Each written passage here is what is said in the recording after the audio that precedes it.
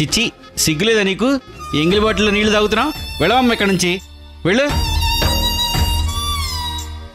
భగవంతుడా, ఎంత కర్మ పట్టింది నాకు.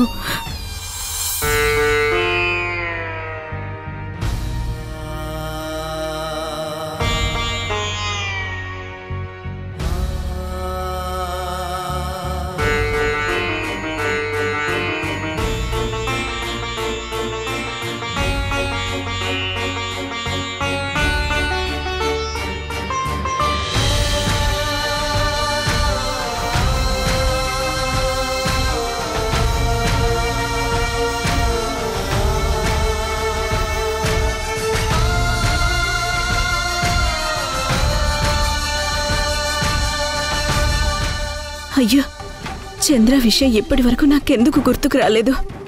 నేను కనపడలేదని యష్ చంద్రకి చెప్పే ఉంటాడు. అందుకే చంద్ర నా గురించి కంగారు పడుతూ సిటీకి వచ్చుంటాడు. అంటే సిటీకి వచ్చాడంటే ఖచ్చితంగా ఇంట్లోనే ఉండుంటాడు. అయితే నేను వెంటనే వెళ్ళి చంద్రాని కలవాలి. మధు గురించి తనకి మొత్తం చెప్పాలి. అప్పుడే దాని బండారం మొత్తం బయటపడుతుంది.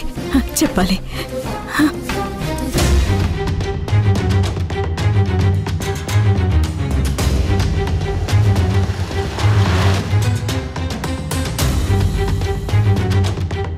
ఈ పియ్యని అలాగైనా ట్రాప్లో పడేసి ఇక్కడి నుంచి తీసుకుని వెళ్ళాలి.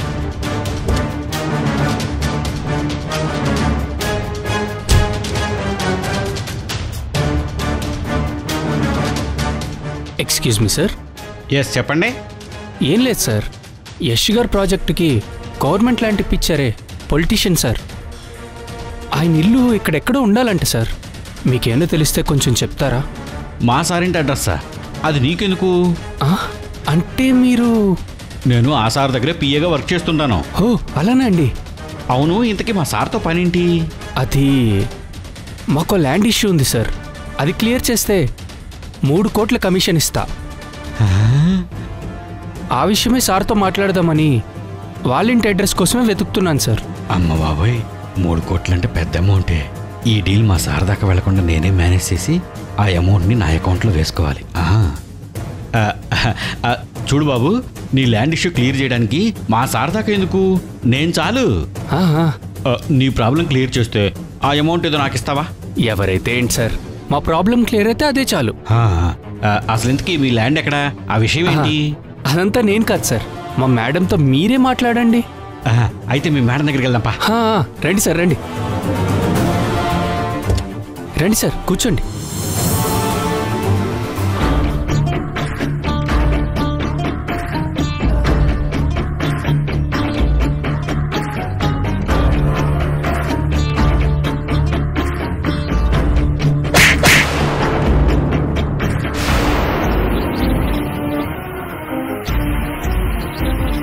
అత్తయ్యే లేకపోయి ఉంటే నువ్వు ఎప్పుడో రోడ్డు మీద పడి అడుక్కు తింటూ ఉండేదానివి.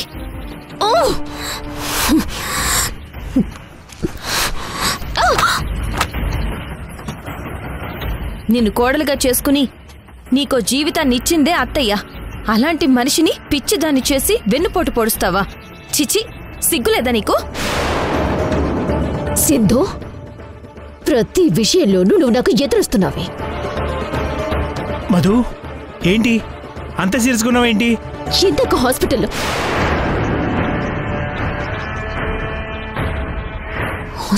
జరిగింది చెప్తే నా ప్రెగ్నెన్సీ గురించి కూడా చెప్పాల్సి వస్తుంది.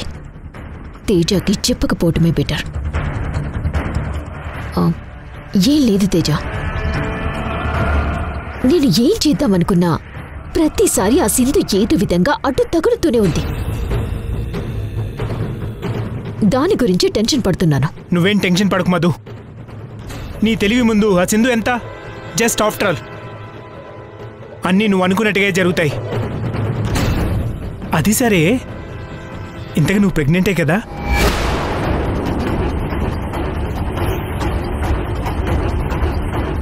నేను ప్రెగ్నెంట్ అన్న విషయం తేజకి తెలిసిపోయిందా ఏంటి? ఏం మాట్లాడుతున్నావు తేజ? నేను ప్రెగ్నెంట్ అవ్వడం ఏంటి?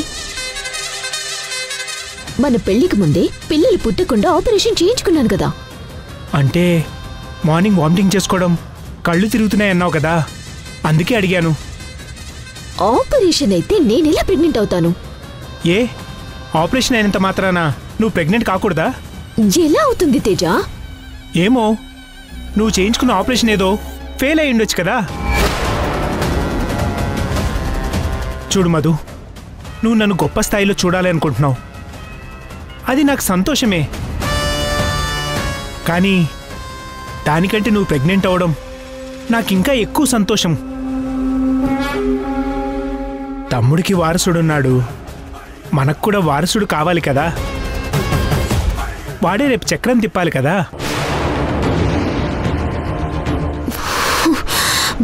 ఫూలిష్గా మాట్లాడుకు తేజ. ప్రెజెంట్ ఉన్న సిచ్యువేషన్ ఏంటి?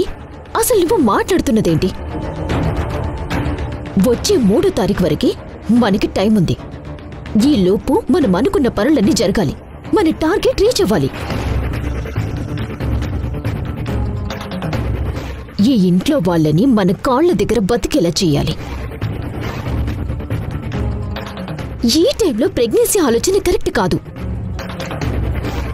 ఒకవేళ బై మిస్టేక్ నేను ప్రెగ్నెంట్ అయినా వెంటనే తీర్చేసుకుంటాను. మధు,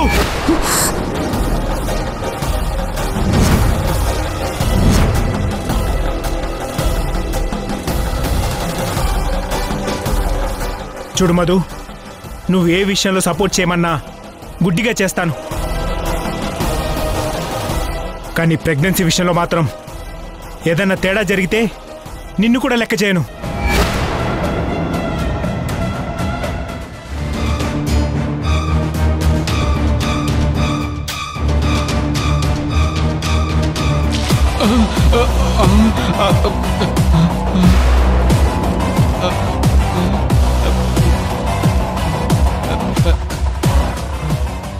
సింధు మేడం, మీరా?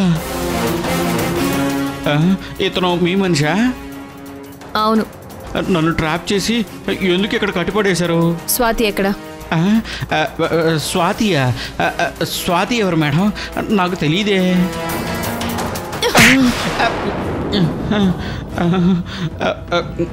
ఓవర్ యాక్షన్ చెయ్యకు. నిజం చెప్పకపోతే నీ ప్రాణం తీసేస్తాను. ఆదిత్య, రేయ్ చెప్పరా, చెప్పు చెప్పు. స్వాతి ఎక్కడుందో చెప్పు. చెప్పరా, చెప్పు. చెప్తావా లేదా? చెప్పరా, చెప్పరా. వద్దు మేడం, నన్ను చంపొద్దు, నిజం చెప్తాను. ఆదిత్య